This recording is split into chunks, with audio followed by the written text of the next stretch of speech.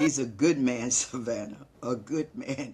Because I would never tell a woman to accept being a side piece, as the kids call them. What has your name on it, you will get. Nobody can take your role if it's yours. Welcome back to Faye's Place, a podcast where dreamers have the liberty to dream. I'm your host, Phaedra, and I am so excited that we have this time to dream together. I left nursing school. I was still determined. My anatomy instructor, professor, told me, she says, well, you have the aptitude and the intelligence to go into medicine. So why don't you do that? And as you've stated earlier, I went to Maryland State, which is an HBCU on the Eastern Shore of Maryland. It's University of Maryland, Eastern Shore now. And I was a biology major.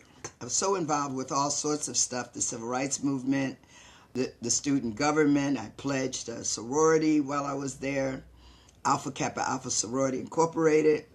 I laughed because I went there in the 60s. Had I gone to Howard, I wouldn't have passed the paper bag test. I'm just saying. It's all good. We've grown up and all sorts of things have happened now. But I did a play called Ennui's Medea. That's that Hell Hath No Fury as a Woman Scorned. She helps Jason get the golden fleece. They get banned from where they live. They go somewhere else. They're exiled. And he decides he wants a younger version of her. Miss Thing said, I don't think so. She killed everybody. The woman, the daddy, her children. And the light bulb went on for me. I knew then that was what I was given to do. I was driven by that time because I could see what my life had been like. We can't help being poor, but that's not our aim in life. We want to work towards something else where we're higher up on the food chain. And I knew getting those pieces of paper, like Grandma would say, baby, bring home the pieces of paper, talking about your degrees, that in the marketplace, I would have a better chance that I could make more money. I saw that when I was in nursing school. By me not finishing the 3-year program, I did 2. I had to go back to Philly, or I did go back, and I did a course as an operating room nurse, scrub nurse, because, again, I could make more money, and I could save up to go to college. I got my degree in biology in case I needed to do a 9-to-5, either teaching or some other profession. Very smart. Like social work, because when I got to New York, I worked at a hospital and I was a social worker, and then I taught in the alternative school. I taught biology. And when I also saw then, well, it's hard to take classes if you're doing a 9-to-5. It's also hard to do a 9-to-5 and audition for stuff. So I worked as a waitress, I worked as a barmaid, but the operative word here is work. I knew I had to keep a roof over my head. I would work as many jobs as it would take. And I got that from my parents. I mean, my father moved us around, but he always worked. And when he was working, they didn't pay him what he should have gotten paid.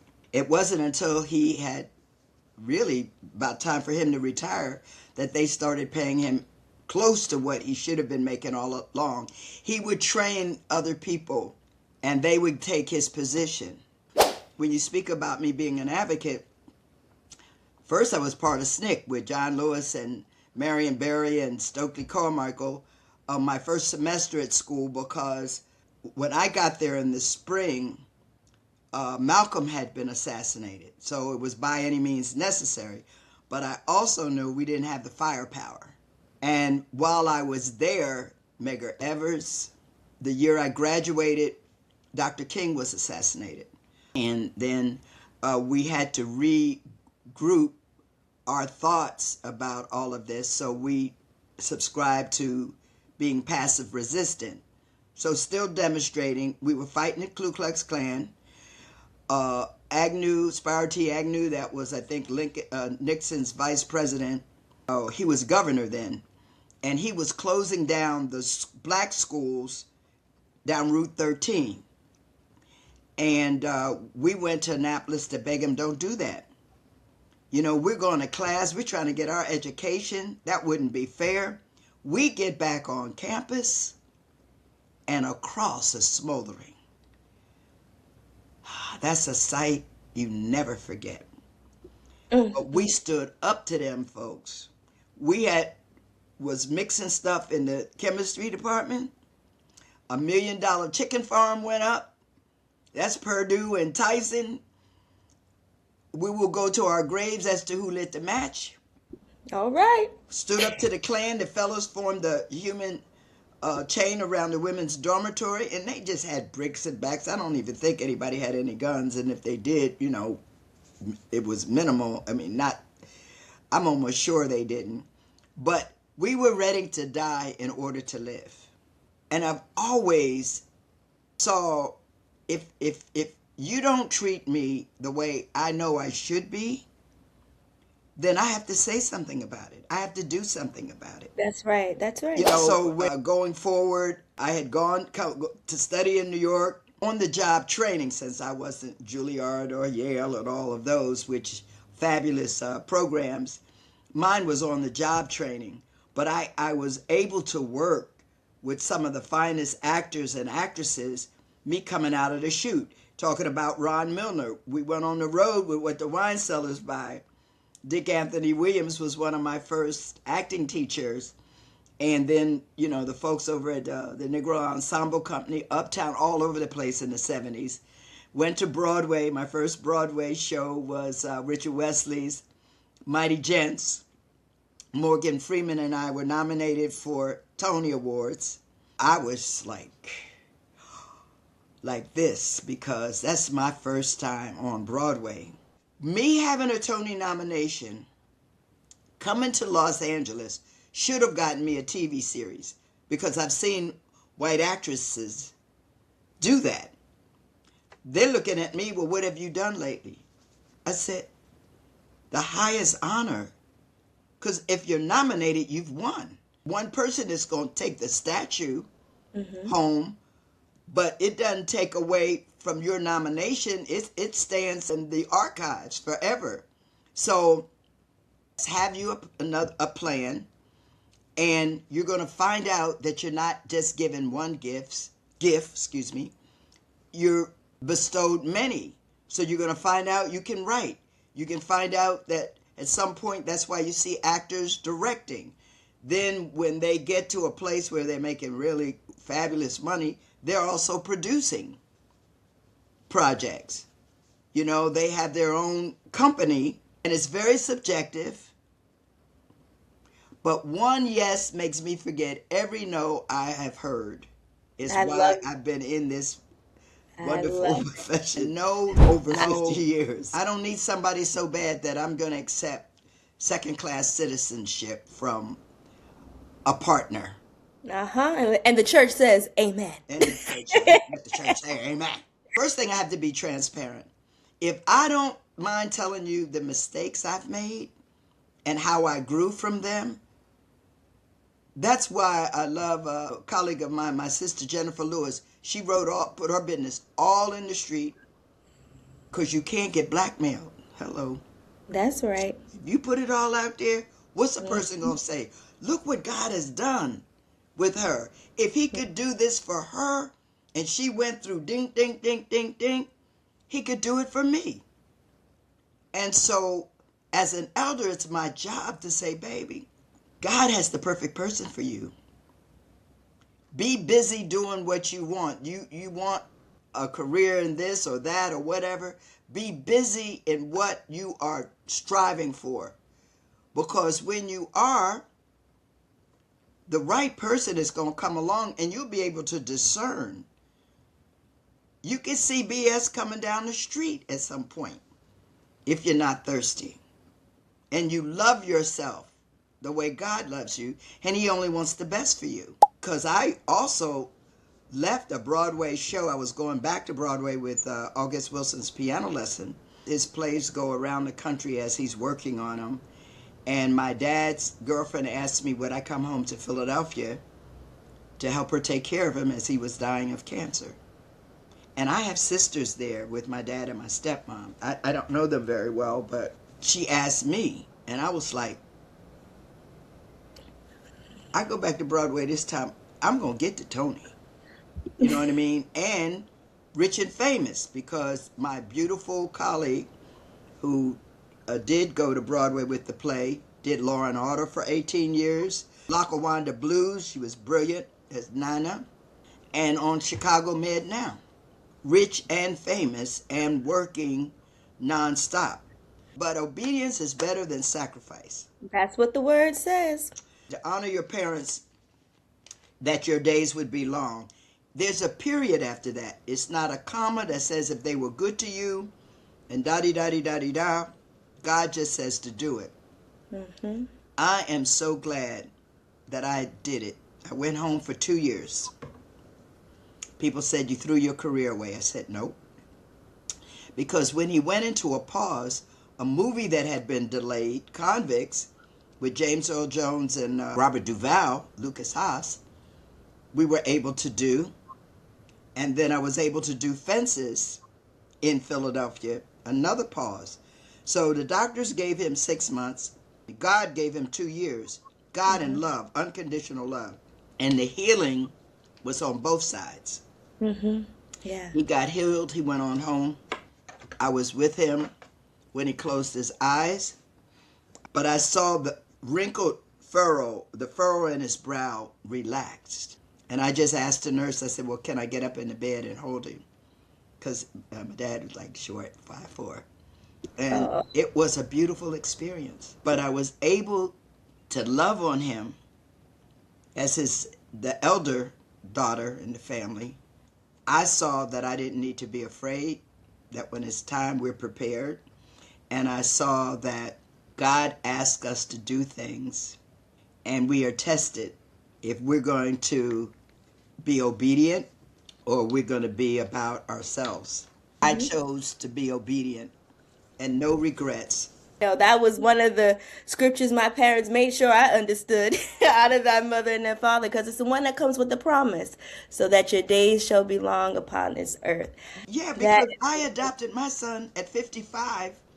Yes, I was just about to ask that. Yeah, go ahead. He was 4 years old, angry little boy. But when I saw, and I hadn't planned on being a single parent, and my boyfriend quit me for a very, very famous singer, but he did us both a favor, because then he quit her. He did us both a favor, because one thing I see with anybody who has abandonment issues, including me, you have to go to the source. So for me, I needed to go home and take care of my father, to give him that unconditional love that I was looking for. When I looked in his eyes, I saw that he did the best he knew to do. One time I said, I don't remember you hugging me or telling me you love me. And he said, I kept a roof over your head and food in your stomach. And I said, that's all he knew. So I made sure I told him I loved him, and then he would say it. Oh, and my mom had been in show business, so you know what I mean. He didn't want no parts of that. But he finally could say, I'm proud of you. I'm proud of the work you're doing, and I love you. And so I can say to anybody, any of your viewers, choose love over anything, and forgive everybody for everything so that you're not wearing it. It's for you not to be shackled with unforgiveness, bitterness, and whatever, because it's going to affect you physically. Yes, it will. And nobody's worth that. So, nobody. I'm a grandma now with my son. Congratulations. Yeah, Dorian was born the day I went to work on One Battle. So it was art imitating life. And so I just asked them, when I finished my scene, take me to the hospital so I could see her, which they did, which was wonderful. Then we were dealing with the little babies in the movie. I even teased them. I said, you guys playing revolutionaries. I live that bad boy. Okay. So, when we have our improvisations, I could share with them what happened, when I was in school. You learn that, but The Irish writers, there's one play, Juno and the Peacock, they cut off their THs like they do in the Caribbean. So instead of the, it'd be duh. They're very economical with the language, which we are as a people anyway. And then, of course, see, with the internet, you can use these tutorials. Right. So you can hear the language. Same thing for African languages. So it's just a matter of doing your homework. I And love worst it. case scenario, if you find out that this isn't for you, just ask God to let you know, to find your lane, for you to find out what he has for you here to do. Like I said, he never just gives us one gift. Now, I know you talked about having the Black Golden Girls. What else are you currently dreaming of, whether it's personally, professionally?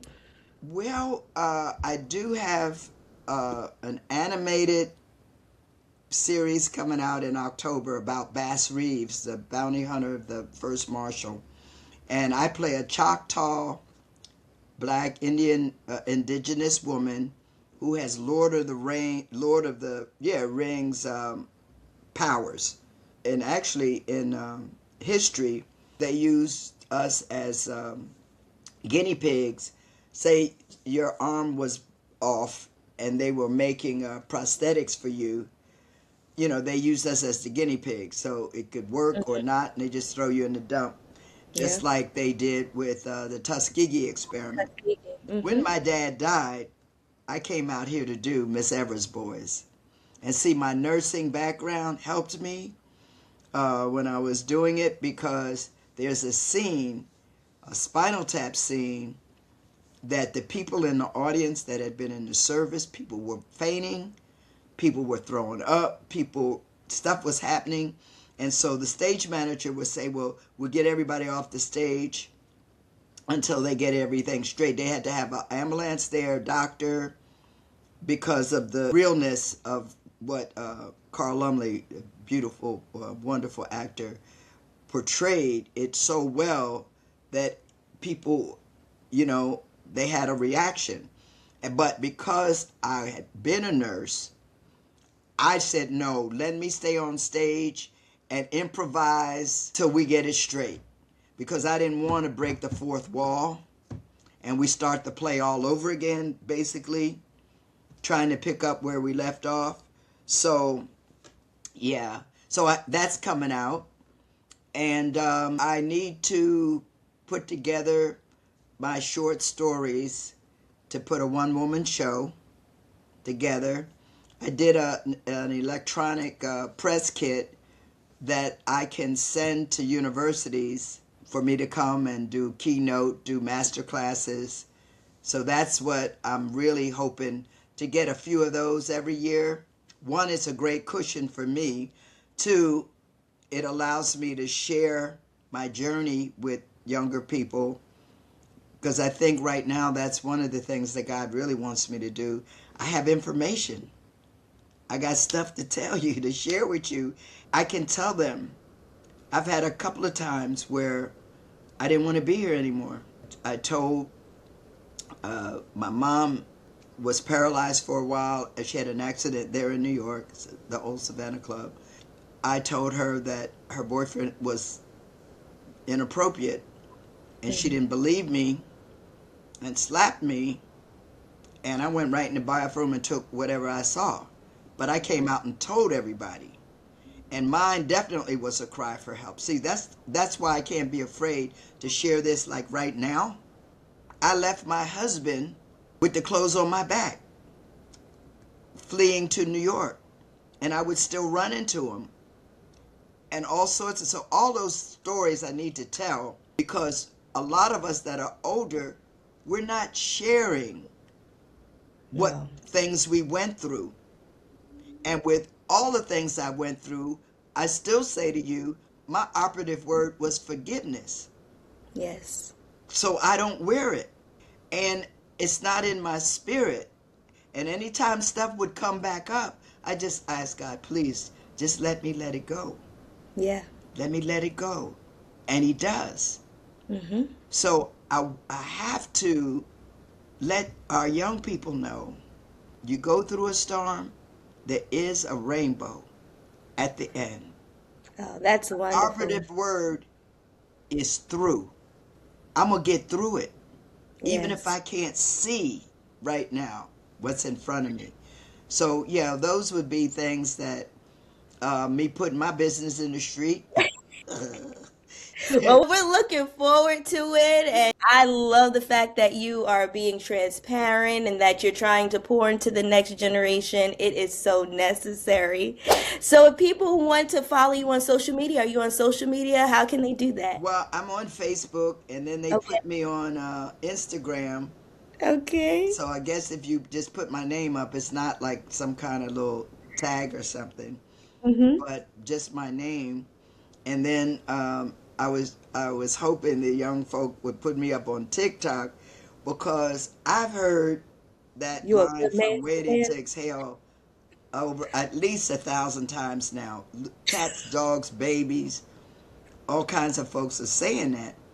And I said, well, that might be a Passive income? passive income or something, Yes. or let me say it, the person that's been saying it. I'm amazed that that's the line everybody remembers. Yeah, I But know, right? I was happy to have met with Whitney, and her daughter was born the day before, day after my son, Oh, in a little Pisces March. in, Mm, in March. March. Yeah. And my grandson. My grandson is the 5th. My son is the 3rd. And my son is the 5th of March. Well, you had that wonderful opportunity, and God just keeps opening wonderful doors for you. And we are so excited to see where you're going next, your next project. We will definitely be tuned in. And I want to say thank you for stopping by Faye's Place. You are welcome back anytime. Well, it's my pleasure, sweetheart. Well, And to our listeners, if you enjoyed this episode and what we're doing here on Faye's Place, be sure to give us a great rating on Spotify or Apple Podcasts, and tune in next week where there's another episode with you in mind. I love you all for listening. Hi, friends. It's Phaedra, and you are listening to Faye's Place.